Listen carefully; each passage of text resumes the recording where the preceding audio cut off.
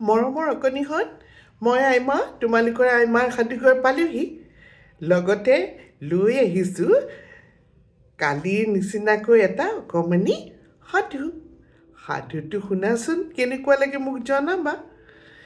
এসময়ত এখন পাহাৰৰ নামনিত সেইবাৰ বসন্তকালত ইমান যে ফুল ফুলিছিল, তোমাৰ নানান ৰঙৰ ফুল, ৰঙা, হালধীয়া, নীলা, বেঙুনীয়া আৰু 7টো ৰঙী ফুলেৰে গোটেই বাগিচাখন জকমক কৰি আছিল।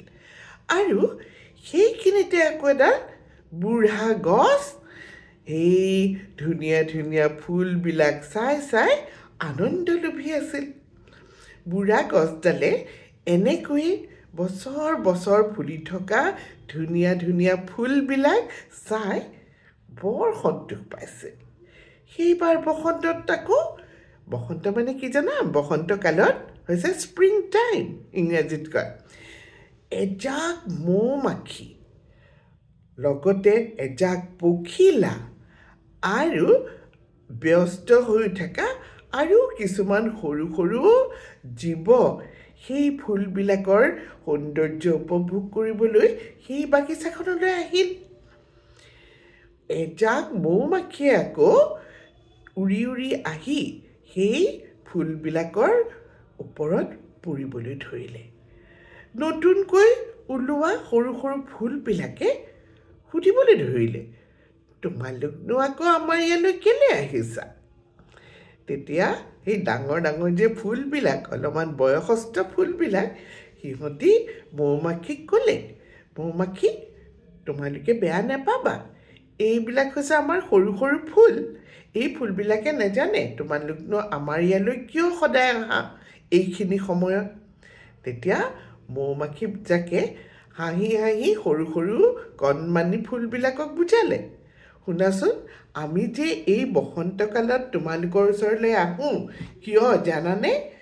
আমি একেটা সময়তে তোমালোকৰ পৰা মৌবিলাক চুহি খাওঁ আৰু লগতে তোমালোকৰ ফুলত হোৱা ৰেণুবিলাক, পলেনবিলাক আমি কঢ়িয়াই লৈ যাওঁ আন এখন জেগালৈ, আৰু মৌবিলাক আমি সাঁচোঁ আমাৰ মৌচাকত, আৰু সেই যে তোমালোকৰ পৰা লৈ যোৱা ধুনীয়া ধুনীয়া পলেন মানে তোমালোকৰ ৰেণুবিলাক আমি বেলেগ এখন ঠাইত সিঁচি দিওঁগৈ। এনেদৰেই তোমালোকৰ বংশ আমি বৃদ্ধি কৰি থাকোঁ। তোমালোক যাতে হেৰাই নোযোৱা সেইকাৰণে ইখন ঠাইৰ পৰা সিখন ঠাইলৈ মৌ কঢ়িয়াৰ লগতে আমি ফুলৰ ৰেণুও কঢ়িয়াওঁ। বুজি পালানে এতিয়া? তেতিয়া আটাইজাক কি ফুলে হাঁহি এই মৌ-মাখিজাকক আদৰি ল'লে। সেইদিনা মৌ চুহি লগতে ৰেণুবিলাক কঢ়িয়াই গোটেই সোপা মৌজাক উৰি গৈ পেলাই এখন মৌচাক বনালেগৈ। ইপিনে আমাৰ বুঢ়া গছডালেও ধুনীয়াকৈ হাঁহি তাহাঁতৰ কথোপকথন শুনি থাকিল। পিছদিনাখন কি হ'ল জানানে? একেবাৰে পুৱাতে আহিল নহয় এজাক অঘাইতং ল'ৰা ছোৱালী। তাহাঁতি লগত কিছুমান জাল লৈ আহিছিলে, তালৈ অহা পখিলাজাক ধৰিবৰ কাৰণে। আৰু এই পখিলাজাকৰ পিছে ঘূৰোঁতে সিহঁতৰ জোতাৰ তলত এই ধুনীয়া ফুলৰ বাগিচাখন একেবাৰেই নষ্ট হৈ গ'ল। সকলো ফুল মাটিৰ লগত চেপেটা হৈ পৰিল। আৰু তাহাঁতি কি কৰিলে জানা, দুষ্ট ল'ৰা ছোৱালীজাকে গোটেই ধুনীয়া পখিলাবিলাক ধৰি লৈ গ'ল। ইপিনে আমাৰ বুঢ়া গছডালে হুমুনিয়াহ কাঢ়ি চাই থাকিল এই কাণ্ড।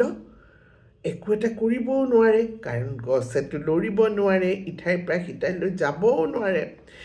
দুখৰ হুমুনিয়াহ আৰু চকু পানী পেলাই গছডালে এই কাণ্ড চাই থাকিল।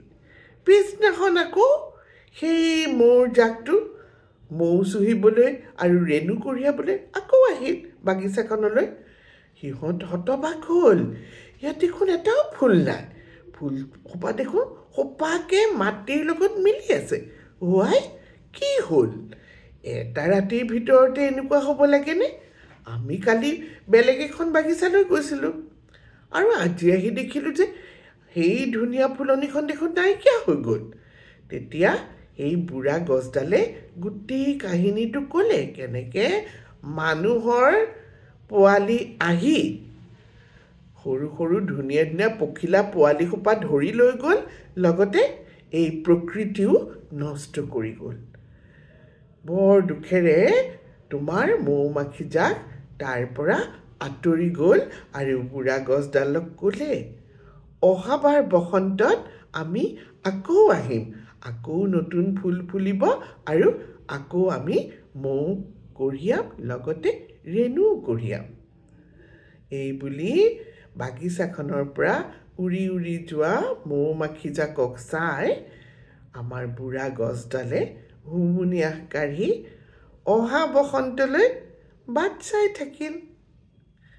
তোমালোকৰ কেনেকুৱা লাগিলে বাৰু সাধুটো শুনি? আৰু সাধুটোৰ অৰ্থ কি? এই সাধুটোৰ পৰানো তোমালোকে কি কি শিকিলা মোক ক'বাচোন। মই তোমালোকক ক'ম পিছত। আগতে তোমালোকৰ কথা শুনি লওঁ, হ'বনে? এতিয়াৰ কাৰণে বাই বাই, বাই বাই।